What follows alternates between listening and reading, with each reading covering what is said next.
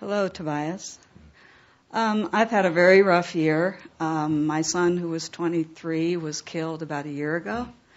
And I've been going through a lot of soul searching, trying to make sense out of something senseless. Essentially, I've been going spiritually mad.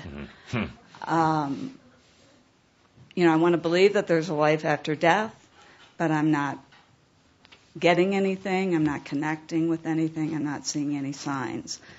My question for you is, why did he die at such a young age when he had so much he wanted to do in this life?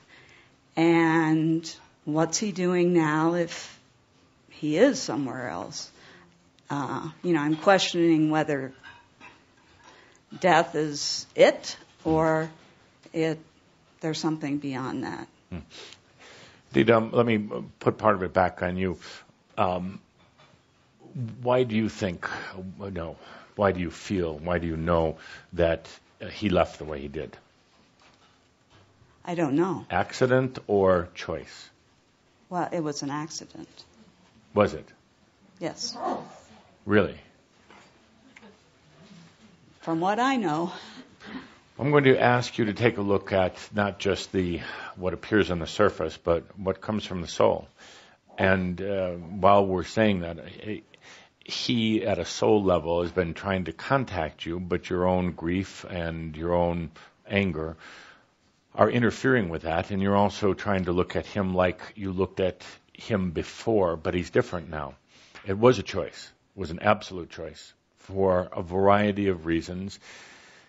There was no mistake or there was no accident in it. So the true challenge back to you is, can you accept that?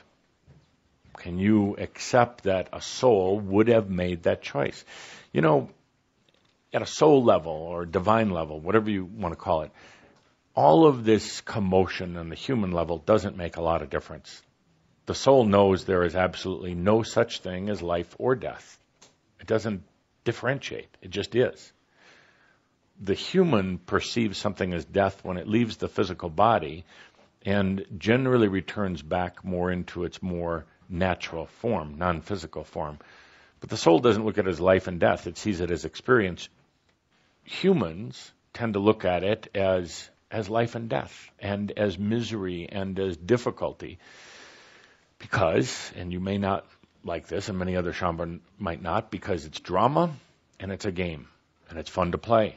And by playing those games, even games of depression and anger and violence, not pointed towards you, of course, but to humanity in general, it reminds humans that they're alive in a very odd way, very twisted way. But depravity and pain and anguish are as much a reminder to you that you're alive and you're here as does joy and happiness and expansion. But unfortunately, well, not unfortunately, but I guess the way it is, many humans are allowing things like drama to make them feel alive. There was no mistake here at all, no matter what the surface tells you, and there's no death as well as there's really no life as you would define it.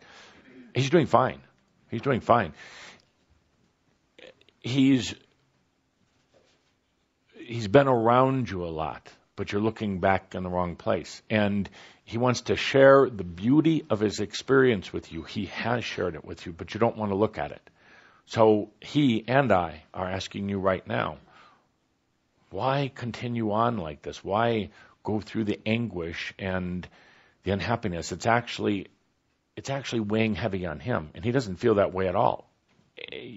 And again, Calder is very uncomfortable with our line of discussion here, but that's okay. That's his game, not mine. He's laughing right now. He is here with you, and because it's one of the first opportunities to make a connection, he's smiling and he's laughing. And you're saying, but how can you do that with death and with something so traumatic? It's not that traumatic. It was a choice. Can you accept that he's fine, absolutely fine? Can you accept that? That's the hard part. That's the hard part. But at least you're laughing. Thank you. And let him come in and talk to you.